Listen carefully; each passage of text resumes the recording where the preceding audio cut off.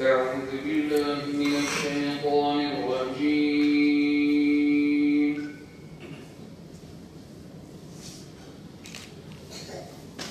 بسم الله الرحمن الرحيم.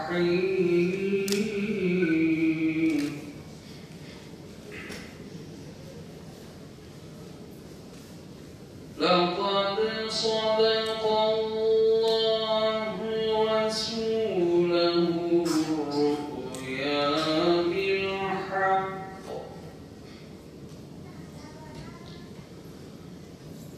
لتدخلن المسجد الحرام إن شاء الله آمنين.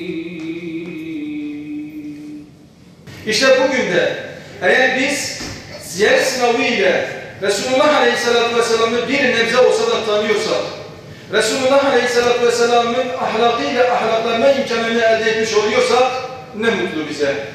Bizim de zaten bu sınavı gerçekleştirmedeki ana hedefimiz budur.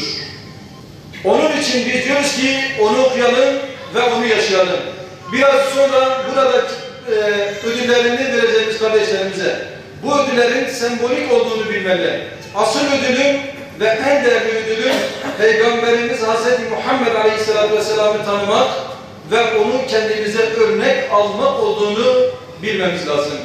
Ve inşallah Rabbim bizleri Hz. Fatıma gibi, Hz. Ali gibi ve diğer bütün sahabe efendilerimiz gibi Resulullah Aleyhisselatü Vesselam'ı hakkıyla tanıyan, hakkıyla örnek alan kullarından eylesin. Talime Arslan, Serhat Taş,